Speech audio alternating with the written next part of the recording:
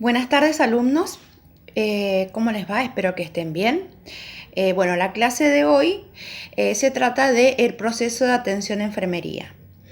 El proceso de atención a enfermería consta de 5 partes. La primera parte es la valoración. La segunda parte es el diagnóstico. La tercera parte es la planificación. La cuarta es la ejecución. Y la última parte es la evaluación. Hoy les voy a hablar de lo que es la valoración, que ustedes si han leído el libro de Potter Perry, sale mucha de la valoración, hemos visto valoración, aunque no tenga el título, pero hemos hecho valoración, ¿sí? Entonces, la valoración se trata de una recogida de datos,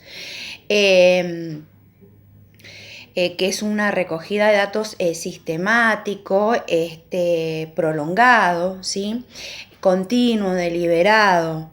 Esta recogida de datos se obtiene en forma directa, se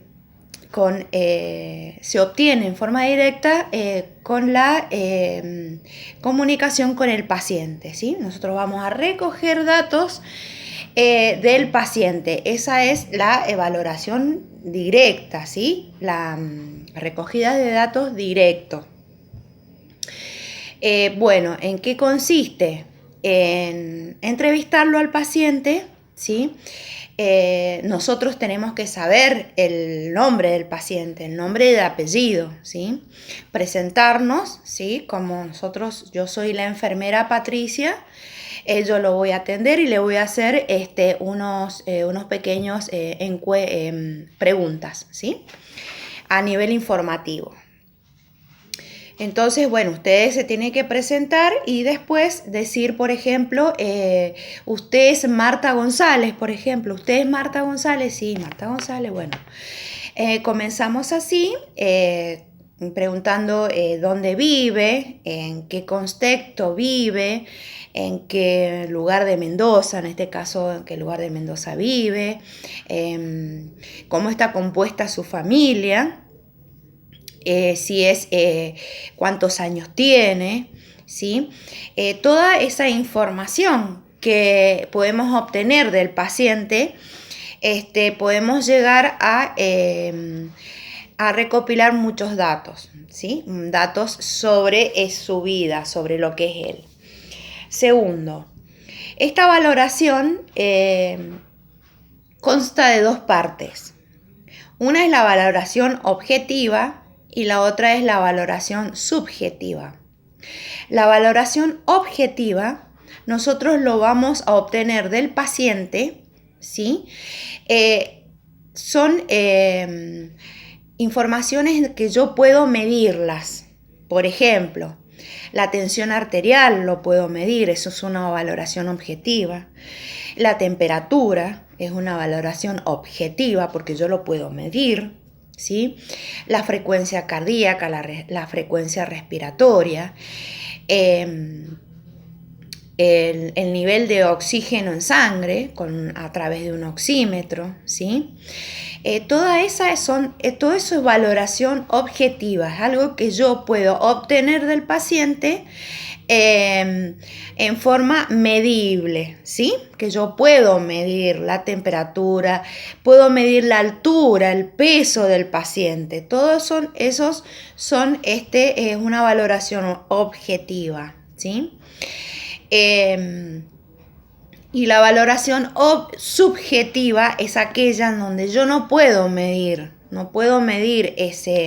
esos valores. Por ejemplo, el paciente tiene dolor, ¿sí? El dolor no lo puedo medir. ¿Sí? Del 1 al 10, ¿cuánto le duele? 5, sí, más o menos.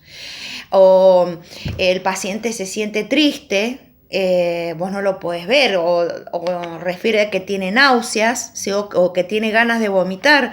Esas son valoraciones subjetivas que nosotros no lo podemos ver si el paciente no nos informa, ¿sí? Entonces, esa valoración subjetiva es aquella que nosotros no podemos medir. el estado anímico del paciente, si el paciente está deprimido, si el paciente está triste, qué es lo que él te puede contar de lo que le pasa a él, ¿me entendés? Entonces eso es la valoración subjetiva. Bueno, otra recopilación de datos, las recopilaciones de datos, las primarias directas serían las que les estuve explicando recién, que son las que yo puedo obtener directamente del paciente, ¿sí?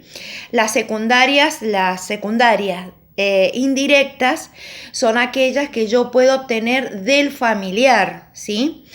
Que el familiar nos puede contar por qué ingresó al hospital o por qué cuál es su enfermedad. Toda la recopilación de datos que podemos obtener del paciente en caso de que el paciente sea un niño o el paciente esté desorientado en tiempo y espacio, está nublado, está dormido. En ese caso obtenemos la información de sus familiares. Otra información indirecta, ¿sí?, que podemos obtener es de la historia clínica. Cuando el paciente nos ingresa un paciente a nuestro lugar de trabajo que viene del servicio de guardia, ¿sí?, guardia general, te traen la historia clínica del paciente. Bueno, ahí tienes todo el historial de la historia del paciente, ¿sí? Toda la recopilación de datos que vos podés sacar de la historia clínica es muy importante. Esa sería la obtención de información indirecta, ¿sí? Familiares, bibliografías, laboratorios, ¿sí? Todo lo que está en la historia clínica son información indirecta que vos podés obtener del paciente, ¿sí?